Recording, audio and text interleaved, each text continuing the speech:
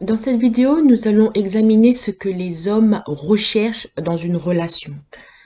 On sait que beaucoup d'hommes ont été élevés par des femmes. Ils ont grandi dans un foyer monoparental où leur père n'était pas là. Soit le père les a abandonnés, ou alors le père, peut-être il était mort, ou il était en prison, ou machin, nanana. Mais en gros, le père n'était pas là. Ou il n'y avait carrément pas de figure masculine pour que le petit garçon regarde et se dit, voilà ce qu'est un homme, voilà ce que je veux devenir, voilà ce que je dois devenir. Non, l'enfant était entouré de femmes. Souvent, c'était sa mère et les tantines, les copines de sa mère et machin. Et puis, il va à l'école, qu'est-ce qu'il voit? Encore des femmes. La plupart des institutrices, ce sont des femmes. Donc, le petit garçon grandit dans un monde où il est entouré de femmes. Il n'y a personne pour lui dire, voilà ce qu'est un homme, pour lui montrer, pour lui donner l'exemple de ce qu'est un homme. Parce qu'une femme ne peut pas élever un enfant de la même manière qu'un homme va élever un enfant. Parce qu'une femme n'est pas un homme. Et donc, elles n'ont pas la mentalité, enfin, on va pas rentrer dans les trucs comme ça, mais une femme n'est pas un homme, donc c'est beaucoup plus difficile pour elle de rentrer dans ce genre de choses. Donc, les garçons grandissent et il est un peu comme coupé de, de, de ce qu'il devrait être. Il ne sait pas. Il est, comme on dit, il perd le nord. Il n'a pas vraiment la boussole. C'est comme si la boussole qu'il pointait vers le nord ne marche plus. Une fois qu'il devient adulte, il pense que ce que les femmes veulent, enfin ce que les hommes veulent, ce que les hommes recherchent chez les femmes, c'est des trucs extérieurs, genre il faut qu'elle soit belle, qu'elle ait des beaux cheveux, une grosse poitrine, des trucs superficiels. Parce que c'est ça que la télé lui montre. Quand il regarde les publicités, qu'est-ce qu'il entend? C'est parce que vous le valez bien. Des trucs comme ça.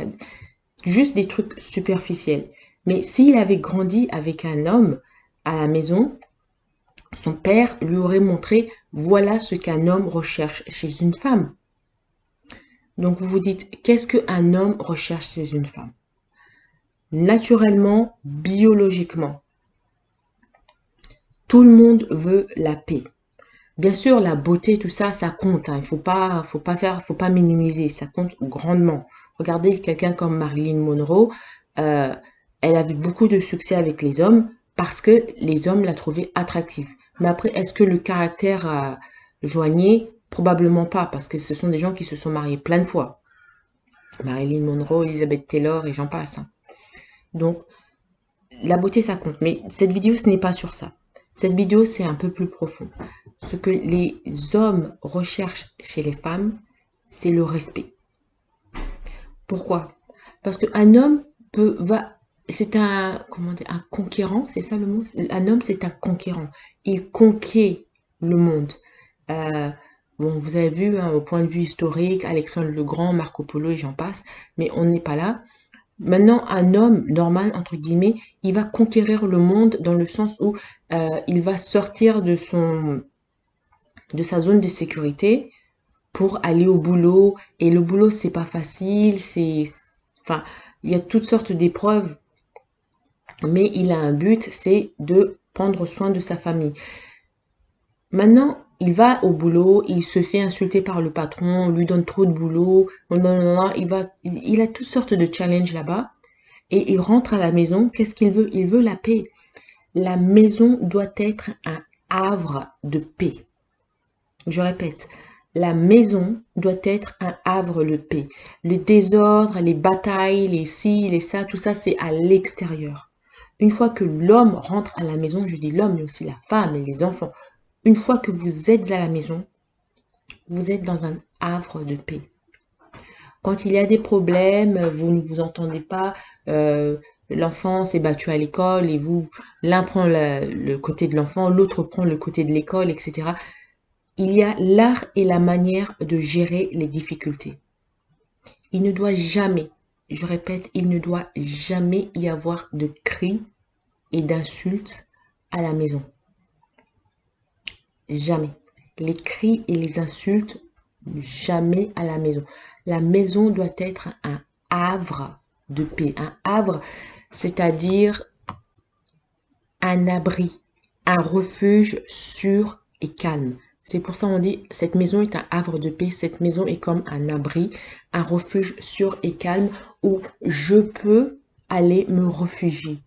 Parce que le monde dehors, c'est la tempête, c'est toutes sortes de désordres. J'ai besoin d'un endroit où mon esprit est en paix. Et cet endroit doit être la maison. Et c'est le rôle principal de la femme de s'assurer que cette maison est un havre de paix. Donc si déjà elle est rébellieuse, elle est rebelle, elle est confrontatrice, elle est argumentatrice, il y a un truc qui ne va pas. Elle est contre la nature. Et vous savez ce qu'on dit, you play a stupid game, you win a stupid prize. C'est comme ça qu'il y a des maisons qui deviennent dysfonctionnelles. Les enfants, ils font pas très bien à l'école. Après, il y a des tas de problèmes qui rentrent. Donc, vous, l'épouse, votre but principal, c'est de vous assurer que votre maison est un havre de paix. Bien sûr qu'il y aura des moments où vous vous entendez pas avec un tel et un tel. Il y aura des moments où quelqu'un vous mettra en colère et machin, nanana. Mais il y a l'art et la manière de gérer la situation. Beaucoup de femmes ne font que laisser leurs émotions prendre les devants. Vous ne devez pas laisser vos émotions prendre les devants. Vous devez contrôler vos émotions. Regardez, je pense que c'est Galates 7, je me rappelle plus c'est quoi. Galates chapitre 7 parle des fruits de l'esprit. Et la maîtrise de soi, ça veut dire que se maîtriser, c'est aussi un fruit de l'esprit. Regardez, attends, qu'est-ce que c'est les fruits de l'esprit? Voilà, il est écrit, mais le fruit de l'esprit, c'est l'amour, la joie, la paix, la patience, la bonté, la bénignité, la fidélité. Attendez que je vois une autre traduction parce que celui-là, c'est un peu bizarre. Voilà, j'ai trouvé une traduction qui est intéressante. Ici, on dit le fruit de l'esprit, Galates 5, pas 7, je me suis trompée. Donc, Galates chapitre 5, verset 22, il est écrit, mais le fruit de l'esprit, c'est l'amour, la joie, la paix, la patience, la bonté, la bénignité, la fidélité, la douceur, la tempérance. Donc, ici, on parle de la tempérance. La tempérance, c'est la modération dans votre conduite.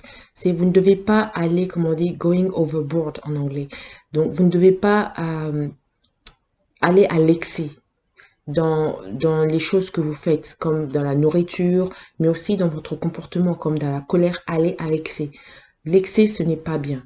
Pensez au miel, je dis souvent, le miel, c'est bien, un tout petit peu de miel, c'est bien, mais trop de miel, vous pouvez tomber malade, vous pouvez même mourir. Donc, l'excès dans votre comportement, ça va nuire à au calme et à la paix de votre famille. Voilà. Et on dit, donc, les fruits de l'esprit, c'est l'amour, la joie, la paix, la patience, la bonté, etc., etc. Et après, c'est fini par dire, la loi n'est pas contre ces choses. Donc, contre ces choses, il n'y a pas de loi. C'est-à-dire qu'il n'y a personne. Si vous voulez la paix dans votre famille, si vous voulez que votre maison soit un havre de paix, il n'y a rien ni personne qui peut vous en empêcher. Si c'est vraiment ce que vous voulez. Bon, il va y avoir des drames, peut-être l'enfant s'est fait virer de l'école, votre mari a perdu son boulot, ou on vous dit que votre mari vous trompe, parfois vos amis vous mentent, mais vous gardez votre calme à la maison plutôt que d'éclater de colère et de casser les carreaux, comment on appelle ça, les assiettes, etc. Non, vous gardez votre calme. Vous devez garder votre calme à tout moment. Vous devez préserver la paix de votre famille. Après, vous discutez avec votre mari et il vous explique que c'est pas vrai, il vous a pas trompé, il était au boulot, machin, vous pouvez téléphoner, il y a des caméras, des vidéos, vous pouvez regarder. Ce que j'essaie de vous dire, c'est qu'il ne faut pas vous emporter. Dès que vous entendez quelque chose qui ne va pas avec quelque chose que vous agréez, ne vous emportez pas. Surtout envers les enfants. Si vous faites ça, vous allez traumatiser vos enfants. Ne vous emportez pas. Votre maison doit être un havre de paix. Vos enfants, une fois qu'ils sont adultes, quand ils pensent à leur enfance, Quand il pense à vous, il pense avec bonté, il pense avec bienveillance. Ma mère, c'était une personne formidable, c'était une personne calme qui savait raisonner. Quand il y avait des problèmes, elle savait les gérer dans la paix. Je vous dis, il y a l'art et la manière de vivre. Ces histoires de crier, d'insulter, ce n'est pas normal. Ce sont des comportements animalistiques. Vous n'êtes pas des animaux, vous êtes un être humain, donc comportez-vous comme des humains. Donc pour revenir au thème de cette vidéo, ce que les hommes recherchent chez les femmes, votre mère va vous dire, oh, il faut savoir cuisiner, il faut être bon au lit, il faut être ci, il faut ça. Non. La première chose qu'un homme recherche chez une femme, c'est le respect. La femme doit respecter son mari. C'est pas ça que la Bible dit? Attendez.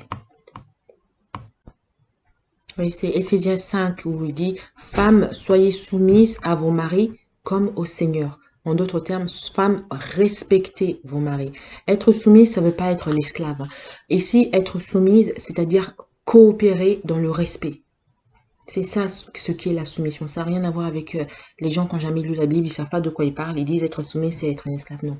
Être soumis à quelqu'un, c'est coopérer dans le respect. Vous êtes soumise à votre patron si vous bossez.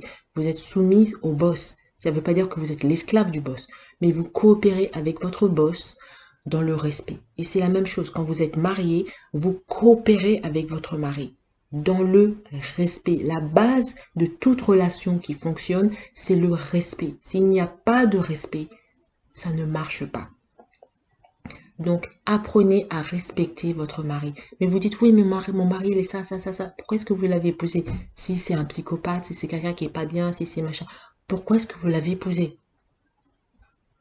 Donc, dès le départ, choisissez un homme qui est bien, choisissez un homme que vous êtes capable de respecter. Maintenant, si vous êtes coincé avec ce gars, que vous l'avez épousé et que vous n'aimez pas certains de ses attributs, eh bien, il faut trouver un moyen de discuter avec lui. Prenez de la thérapie, thérapie de couple. Si vous voulez que votre mariage fonctionne, prenez de la thérapie de couple. Allez voir un bon thérapeute qui est spécialisé dans le problème que vous avez et qui va vous aider. Allez aussi, dans certains cas, allez voir un bon prêtre, pasteur, ce genre de personne qui peut vous aider. Mais il ne faut pas que ce soit quelqu'un qui donne son point de vue à lui-même. C'est quelqu'un qui ouvre la Bible et qui vous dit, voilà ce que le Seigneur machin dit et vous suivez. Ici, on dit, j'ai dit Éphésiens 5, femmes, coopérez de manière respectueuse avec votre mari. Mais ça ne veut pas dire que tout, comment on appelle ça? Le fardeau n'est que sur le dos de la femme, il y a aussi l'homme. Il est dit, les hommes doivent aimer leur femme.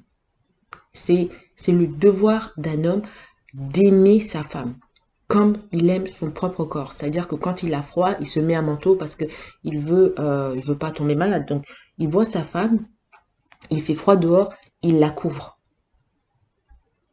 Tu vois, comme il s'aime soi-même. Le devoir d'une femme, c'est de respecter son mari. Et le devoir d'un homme, c'est d'aimer sa femme comme il s'aime lui-même. Les familles qui agissent comme ça ne sont pas dysfonctionnelles. C'est des familles qui fonctionnent où les deux, le père et la mère, enfin l'époux et la femme, font en sorte que leur maison est un havre de paix. Ils travaillent tous les deux, ils coopèrent tous les deux dans le respect.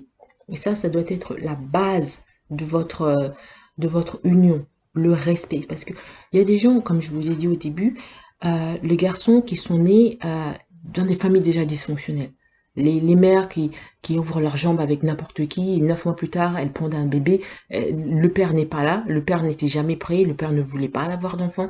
Et maintenant, l'enfant grandit sans père. Ou alors, le père avec qui il est, c'est pas son père. Bon, il y en a qui sont très bien, des beaux-parents c'est ça, des beaux-parents? Des beaux-parents qui sont très bien, mais il y a beaucoup de dysfonctions aussi. Et bon, dans les cas où ils sont très bien, c'est très bien, je ne parle pas de ça. Mais maintenant, ici, je parle des cas où il y a des dysfonctions, ce qui malheureusement, il y en a beaucoup. Le garçon grandit et il n'a pas le modèle de ce qu'est un homme. Il n'a pas le modèle de la masculinité. Il est entouré de femmes. Donc, il ne sait pas ce qu'il faut rechercher chez une femme parce qu'il n'y a pas un homme qui lui dit. Il ne voit pas avec ses propres yeux comment un homme se comporte. Donc, il commence à avoir des pensées de femme. Donc, les femmes, elles, il y a un côté quand même superficiel, il faut se l'avouer. Ce n'est pas tout, mais c'est là où le maquillage, par exemple, ça c'est juste un exemple, les cheveux, machin, nanana.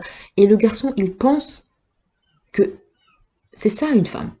Que admettons, il a 25 ans, il veut se marier, il commence à rechercher une femme qui a ce type de cheveux, ce type de corps, ce type de maquillage, ce type de chaussures, ce type de ça. Il se dit que c'est ça une femme. Or non, ce n'est pas ça.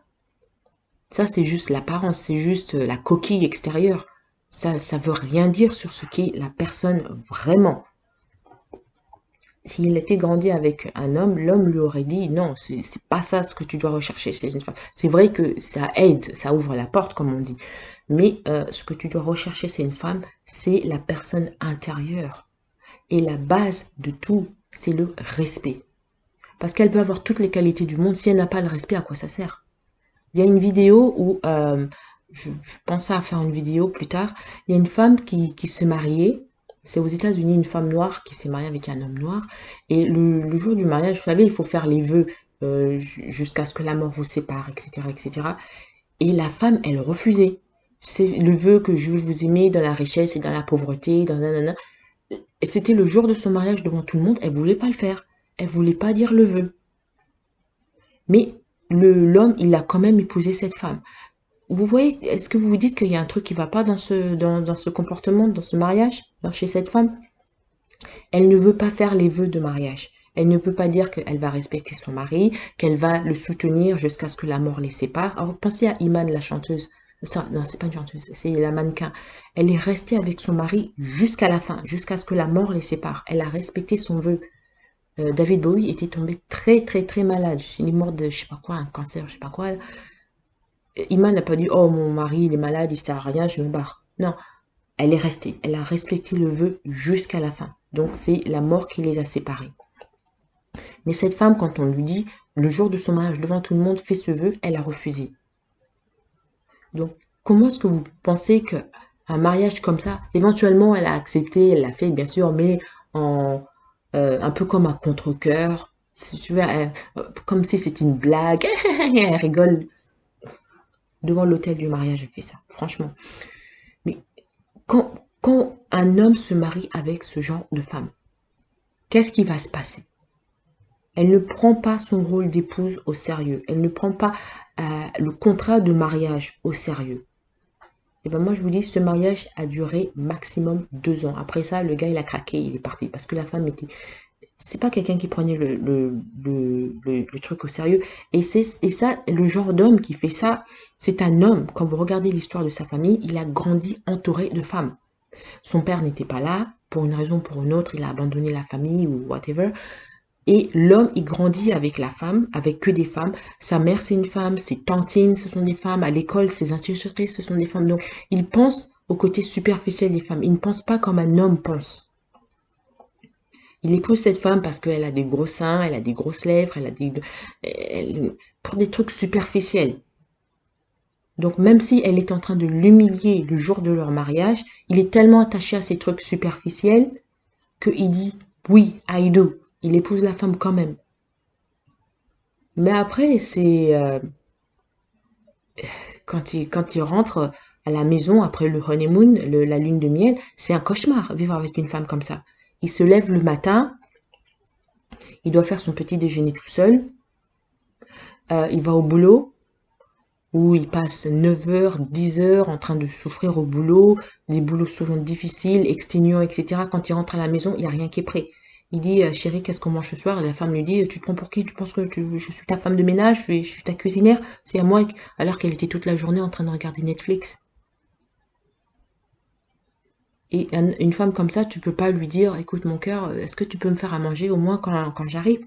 Je suis fatiguée. La femme dit, non, tu penses que je suis ton esclave ou quoi? Imaginez que vous vivez avec quelqu'un comme ça. Pourquoi est-ce qu'un homme va se retrouver avec une femme comme ça? C'est parce que il a calibré son focus sur ce qui n'allait pas, sur les mauvais attributs. Le physique, elle est belle, elle parle bien, elle regarde les chaussures à talons, ça lui va bien, machin, nanana. On se marie pas sur des trucs comme ça. Je dis pas que ça compte pas. C'est bien sûr que ça aide d'être marié à quelqu'un qui est bien, enfin, en apparence et qui prend bien soin de son physique. Mais ça doit pas être la fondation. La fondation, c'est la personne intérieure. Et le roc, le truc qui commence, la fondation de cette personne, c'est le respect. Et à partir du moment où quelqu'un te respecte, c'est quelqu'un qui va écouter, qui va voir ton point de vue et qui va dire, ah oui, il a travaillé. Par exemple, imaginez qu'il était maçon. Toute la journée, sous le soleil californien ou le soleil du Texas. Enfin, moi, vous savez, j'étais au Mexique et le soleil là-bas, ça peut vous tuer, hein. Si vous restez toute la journée au soleil, tous ceux qui m'écoutent d'Afrique, ils savent ça. Rester toute la journée au soleil en train de bosser, c'est extraordinaire. C'est dangereux pour la santé. Imaginez un homme qui fait ça, c'est son boulot, et il rentre à la maison est sale, rien n'est prêt, il y a pas à manger. C'est- la femme, qu'est-ce qu'elle a fait toute la journée? Elle était devant la télé en train de regarder des films d'amour. Elle n'a pas fait la cuisine, elle n'a pas nettoyé la maison. Quand vous lui dites, oh chérie, au moins essaye de nettoyer un peu la cuisine. Pourquoi tu crois pour qui? Tu crois que moi, je suis ton esclave? Que moi, là, je suis une féministe, nanana. 50-50, 50-50 seulement quand ça va de leur côté, mais quand ça va pas de leur côté, non. Donc, un homme qui a été élevé par un homme qui est masculin, le père va enseigner à son fils, voilà ce qu'il faut rechercher chez une femme. Il ne faut pas être aveuglé par sa beauté. Pensez à Samson et Dalila. Samson a été aveuglé, littéralement aveuglé par la beauté de Dalila. Il a perdu la vue. Et plus tard, il a même perdu la vie, en fait, la vue et la vie. Donc, un père doit être là pour dire ça à, à son enfant, à son fils. Maintenant, bon, ma chaîne s'appelle Stratégie féminine. Je sais qu'il y a des hommes qui regardent et qui tirent profit de mes conseils, mais qu'en est-il des femmes? La femme doit se dire que si elle veut solidifier sa relation avec son homme, elle doit mettre son orgueil de côté. Elle doit respecter. Comme j'ai dit, c'est quoi le respect? La définition du respect, c'est accorder à une personne jugée digne de respect une attention ou une déférence particulière. Reconnaître et montrer du respect pour quelque chose ou en particulier une personne pour ses réalisations, sa fonction, sa position, son autorité. Le respect se manifeste en agissant avec honneur. C'est accorder de l'honneur à quelqu'un. Imaginez que vous rencontrez, je ne sais pas moi, le président de je ne sais pas quel pays, vous rencontrez le roi, la reine. Imaginez vous rencontrez l'empereur du Japon. Est-ce que vous allez dire, hey yo mon pote, comment ça va? Nanana.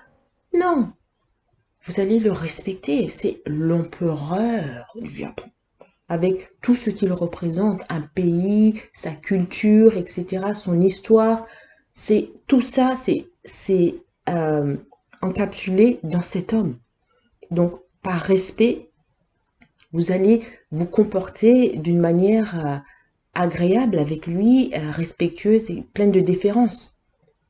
C'est la même chose. Donc, vous, les femmes, vous devez vous comporter comme ça avec votre mari. Le respect, c'est la nourriture de votre couple. C'est la nourriture, en quelque sorte, bon, spirituelle de votre couple. C'est ça qui va renforcer le couple.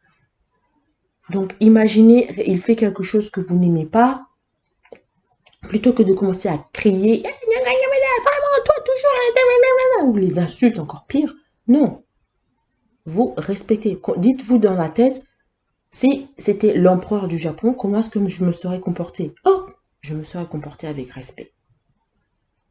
Voilà. Je n'aurais pas crié. Je vais essayer de voir son point de vue. Et même si je ne suis pas d'accord avec lui, je vais essayer de voir comment est-ce qu'on peut régler ça en paix.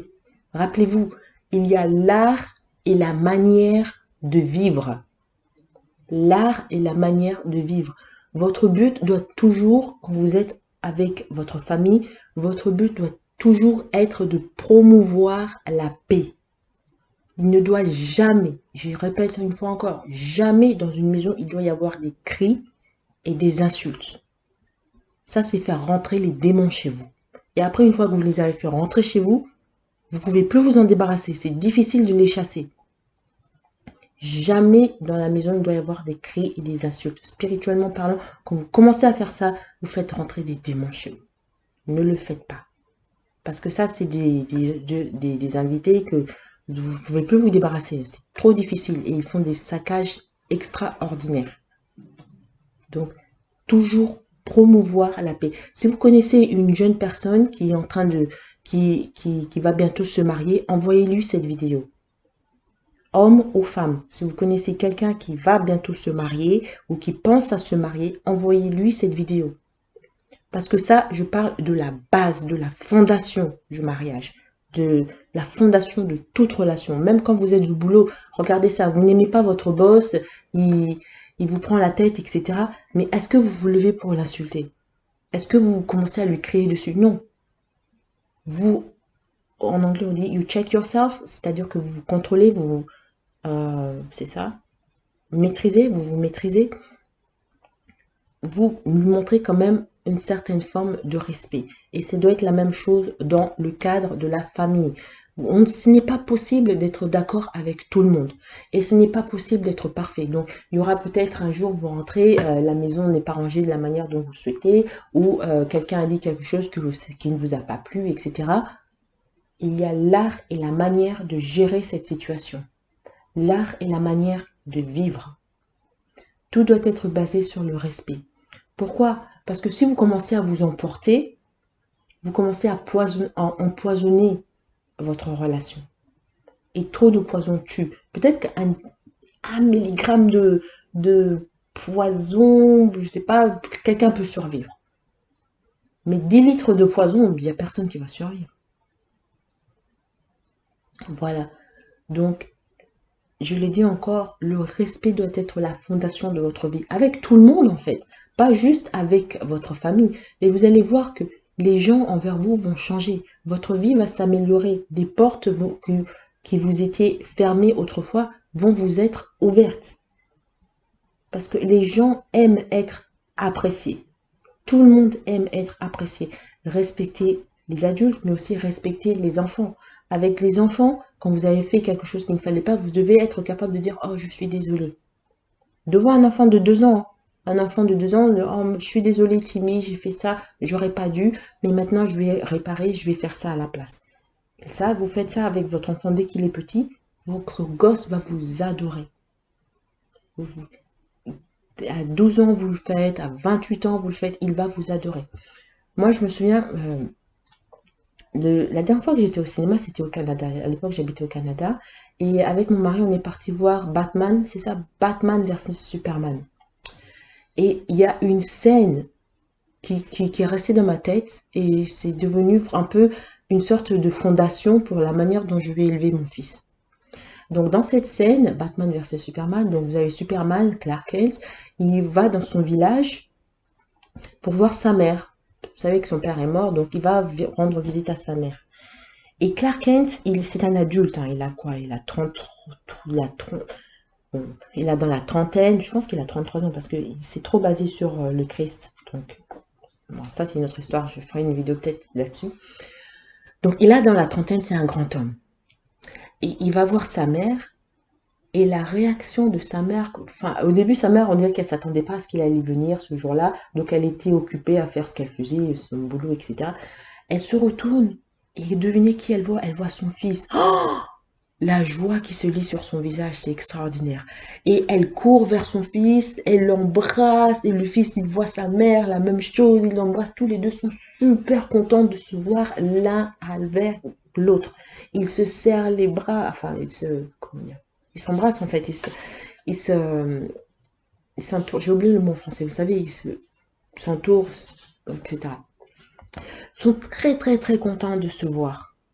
Et moi, je me suis dit toujours, si un jour j'ai un enfant, je veux que ce soit comme ça que mon enfant me voit.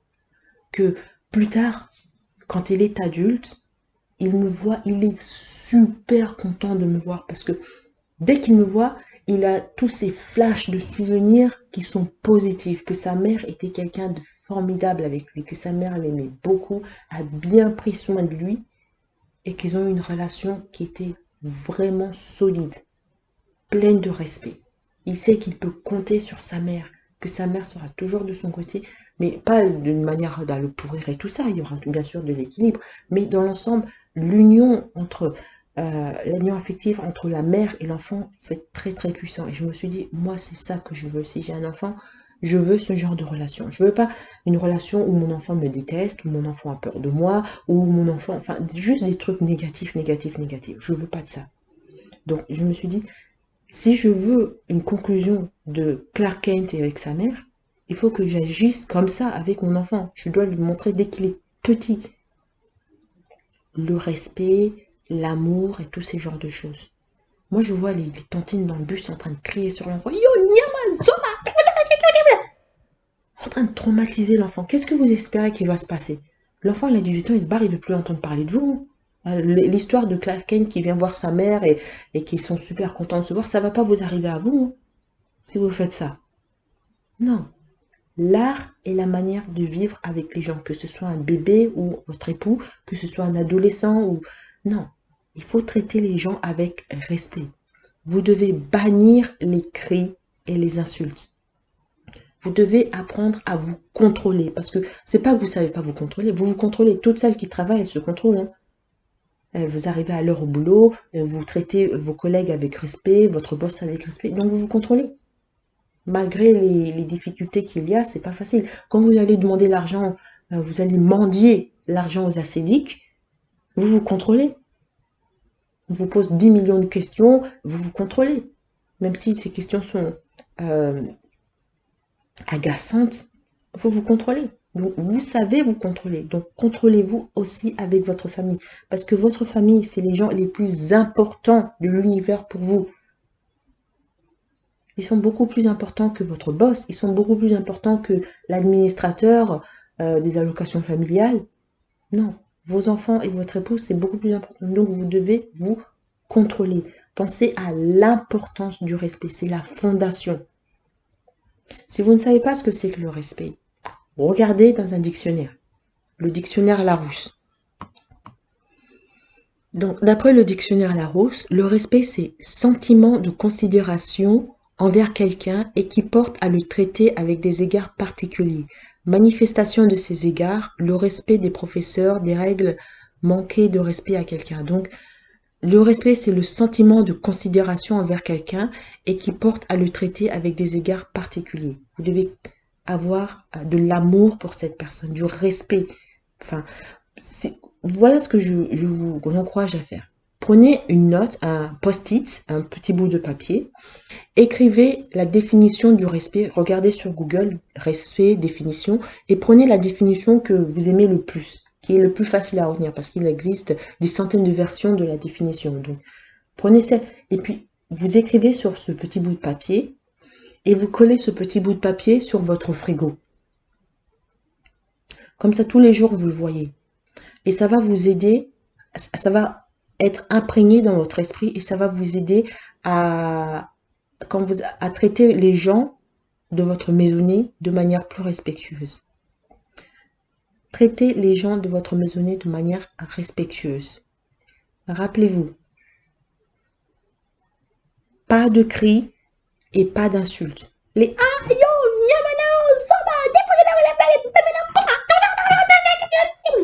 non. Ne faites pas ça, ne faites pas rentrer ces démons chez vous parce que vous aurez du mal à les chasser. Et avant de partir, ils vont faire des saccages pas possibles. C'est comme ça que vous avez des familles, la fille elle a 16 ans, elle est enceinte. Le garçon, il a 16 ans, il laisse tomber l'école. Il commence à avoir des mauvais amis, la drogue et machin, il finit en prison. Ou carrément, il finit par se faire tuer. Tout ça, ça vient de la famille. Le manque de respect. Ça fait des catastrophes. Vous faites rentrer ces démons chez vous. Et voilà. Vous avez du mal à vous en débarrasser. Et même avant que ça parte, ça a fait des catastrophes extraordinaires. Des familles complètement dysfonctionnelles. Donc moi, je vous dis deux choses pour vous aider à garder à l'esprit ces histoires de respect. Un, écrivez une note, prenez une note et collez ça sur votre frigo. Une note, qu'est-ce que c'est que le respect, la définition du respect, collez ça sur votre frigo, comme ça vous voyez ça tous les jours. Et deux, pensez à cette histoire que... Regardez le film Batman versus Superman. Enfin, moi, j'ai pas particulièrement aimé l'histoire. C'était juste, ils cassent tout ce qu'il y a, les maisons, les machins, dada. Mais c'est tout petit segment du film où Clark Kent va voir sa mère et la manière dont lui et sa mère s'accueillent. Je me suis dit, moi, si j'ai un enfant, je veux que mon gosse, mon fils, voire ma fille si j'ai une fille, mais bon, maintenant j'ai un enfant, c'est un petit garçon. Je me suis dit, si j'ai un enfant, je veux que mon fils, quand il a 30 ans, il ait cette joie quand il me voit. Il est radiant d'amour quand il me voit. Il est content de voir sa mère. Parce qu'il y a des gens qui, à disons 30 ans, ils ne sont pas contents de voir leur mère. Quand ils pensent à leur mère, ils pensent qu'à des traumatismes. Ils pensent aux cris, aux insultes ou encore pire, la violence. Vous ne voulez pas que votre enfant pense de vous comme ça. Vous voulez que votre maison soit un havre de paix. Donc écrivez sur votre frigo qu'est-ce que c'est que le respect et qu'est-ce que c'est qu'un havre de paix et focalisez-vous, bossez là-dessus. Écoutez, la vie, c'est pas un long fleuve tranquille. Il y aura toujours des moments où il y aura des disputes, où il y aura ci, il y aura ça, il y aura des choses que vous n'allez pas aimer, mais il y a l'art et la manière de gérer les problèmes. Les cris, les insultes et les trucs de dysfonction, là, c'est pas l'art et la manière, c'est pas la bonne solution. Donc voilà, ça c'était juste, c'était supposé être une vidéo assez brève sur l'importance du respect. Vous savez que je vous parle de stratégie féminine et si vous voulez un homme, voire même plus qu'un homme, si vous voulez une famille fonctionnelle, une famille où il y a plein d'amour, une famille où tout le monde travaille ensemble pour le bien-être de la famille, une famille où vous êtes content de rentrer à la maison, de serrer vos enfants dans vos bras, serrer votre mari dans ses bras, etc. Le respect, c'est important. Je dis pas que avoir des beaux maquillages, des belles chaussures, tout ça, ça compte pas. Bien sûr, c'est important, mais dans la pyramide d'importance, c'est au bas de l'échelle. C'est pas au bas de l'échelle, c'est pas si haut que le respect, bien sûr. Le respect, c'est dans le top des tops des tops. Dans toutes vos relations avec les gens, vous allez voir, une fois qu'il y a le respect, vous allez voir quelque chose qui va changer. Ça va être mieux.